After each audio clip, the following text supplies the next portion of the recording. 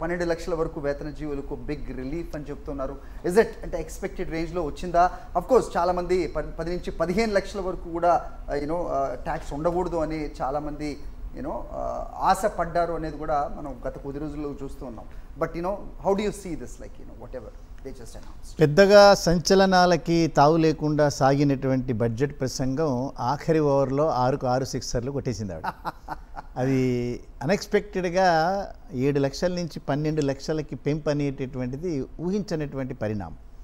ఎందుకని ఊహించినటువంటిది అంటే ప్రస్తుతానికి బీహార్ ఎన్నికలు తప్ప పెద్దగా ఎన్నికలు లేనటువంటి పరిస్థితుల్లో ఈ పెద్ద ట్యాక్స్ రిబేట్స్ అనేటటువంటిది ఇస్తారనేటటువంటి ఆలోచన అయితే లేదు. నెమ్మదిగా పెంచుకుంటూ వెళ్తారు, ఆఖరి సంవత్సరంలో చేస్తారనేది. బహుశా జమిలీ ఎలక్షన్లని దృష్టిలో పెట్టుకుని ఈ పావులు కదిపారనేటటువంటిది కొద్దిగా స్పష్టంగా కనిపిస్తుంది.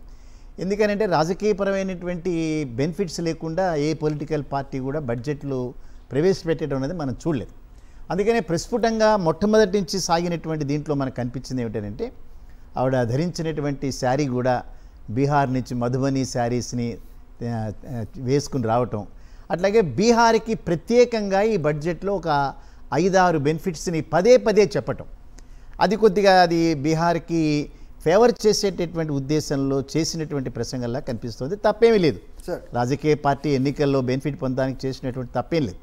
బట్ ఓవరాల్గా మనం చూస్తే ఇంకా ఎనెక్సూర్స్లో మనకి ఫిగర్స్ రావాలి. ఇంకా టోటల్ బడ్జెట్ని లాస్ట్ టైం కనుక చూస్తే దాదాపు 48-49 లక్ష కోట్ల రూపాయల బడ్జెట్లో 26-27 లక్షల కోట్ల రూపాయలు అప్పులే చూపించారు. ఇవాళ మనం చూస్తే 4.8% వరకు కూడా ఫిస్కల్ డెఫిసిట్ని వేస్తూ చూపించారు. నార్మల్గా మనకి హెల్దీ ఫిస్కల్ డెఫిసిట్ వచ్చి అరౌండ్ 2.5 to 2.7 వరకు దీన్ని ఒక హెల్దీ ఫిస్కల్ డెఫిసిట్గా మనం దాన్ని అంచనా వేయచ్చు. సో ఒక్కటేసారి రెండింతల డెఫిసిట్ని కనుక మనం చేసిన రోజున అది భవిష్యత్తులో ఇన్ఫ్లేషన్కి దారితీసేటటువంటి ప్రమాదం, అదే రకంగా మరిన్ని లోన్లు అప్పులు చేయాల్సినటువంటి పరిణామాలు మాత్రం ఉంటాయి. సో అల్టిమేట్గా ప్రభుత్వాల యొక్క ఎక్స్పెండిచరు గ్రామాల్లోకి వెళ్ళటం అట్లాంటివి ఎక్కడ జరుగుతుందో అనేది చూడాలి. మరొక ముఖ్యమైన విషయం ఏంటంటే ఎంఎస్ఎంఈల యొక్క గ్యారంటీ కవర్ ఏదైతే ఆత్మనిర్భర్ భారత్లో దాదాపు 4 లక్షలు 5 లక్షల వరకు పెంచారు, దాన్ని 10 లక్షల రూపాయలకు పెంచడం అనేటటువంటిది ఆహ్వానించాల్సినటువంటి పరిణామం. బ్యాంక్ యాంగిల్లో చూసినా లేకుండా దేశం యాంగిల్లో చూసినా కూడా ఎంఎస్ఎంఈలకు ఏదైతే ప్రభుత్వాలు ఊతం ఇస్తాయో దాని ద్వారానే ఎగుమతులు పెరిగేటటువంటి అవకాశం. ఇవాళ మనకి ఫారిన్ ఎక్స్చేంజ్ అవసరం చాలా ఉంది, ఎగుమతుల అవసరం ఇంకా ఎక్కువగా ఉంది. జీడిపి నిన్న ఎకనామికల్ సర్వేలో కనుక మనం చూసినా కూడా దాదాపు 8.2% అచీవ్ చేయటం కూడా అది గమనించాల్సినటువంటి అంశం. 7.3, 7.5 కంటే మనం అచీవ్ చేయలేమనేటువంటి పరిస్థితుల్లో గ్రోత్ రేటుని 6.3 to 6.8 నిన్న వారు డిక్లేర్ చేసినటువంటి ఫిగర్ చెప్తున్నారు వాళ్ళు.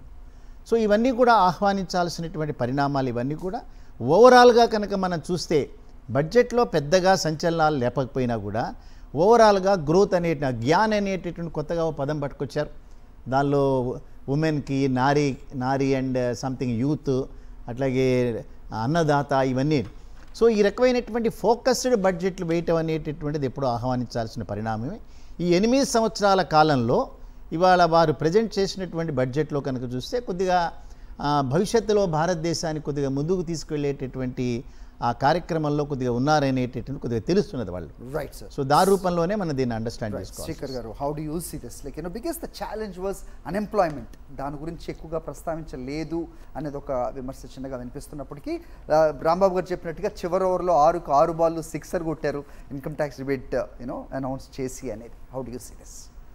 నిన్న ప్రవేశపెట్టిన ఎకనామిక్ సర్వేలో వాళ్ళు క్లియర్గా ఎంఫసైజ్ చేశారు ఏంటంటే అన్ఎంప్లాయ్మెంట్ రేట్ అనేది స్లోగా తగ్గుతూ వస్తుంది. ఫర్ ద లాస్ట్ 4 years నుంచి చూస్తే ఈ ప్రజెంట్ బడ్జెట్ ఈరోజు వరకు చూస్తే మనకు అన్ఎంప్లాయ్మెంట్ రేట్ అనేది తగ్గుతుంది. అన్ఎంప్లాయ్మెంట్ రేటే కాకుండా కొత్తగా స్టార్టప్స్ కానీ, యూత్కి ఎంపవర్మెంట్ కానీ, మహిళల్ని ఒక గ్రూప్ లాగా చేస్తూ వాళ్ళకి even educationally and other facilities MSME ద్వారా గవర్నమెంట్ ప్రొవైడ్ చేస్తున్నది ఏదైనా ఎంతో కొంత అన్ఎంప్లాయ్మెంట్కి ఆల్టర్నేటివ్ సెల్ఫ్ ఎంప్లాయ్మెంట్ క్రియేట్ చేస్తున్నారు. ఈ గవర్నమెంట్ ఇప్పుడు ఈ particular tax rates up to 12 lakhs వరకు, 12 lakhs అంటే ఎగ్జాక్ట్లీ 12 lakhs ఎగ్జామ్ కాదు, దానిలో రిబేట్ ఇస్తుంది. ట్యాక్స్ స్లాబ్స్ చూస్తే దాంట్లో ట్యాక్స్ ఉంటుంది. ఆ ట్యాక్స్ కాకుండా అప్ టు 12 lakhs వరకు, అంటే సంవత్సరం నెలకి ఒక 1000 రూపాయలు, 1,00,000 రూపాయలు సంపాదించిన ప్రతి ఒక్కరికి ట్యాక్స్ లేదు. యా సో దానికి ఏదో రకంగా రిబేట్ ఉంటుంది. సార్. దీనివల్ల పబ్లిక్లో వాళ్ళ దగ్గర డిస్పోజబుల్ ఇన్కమ్ పెరుగుతుంది.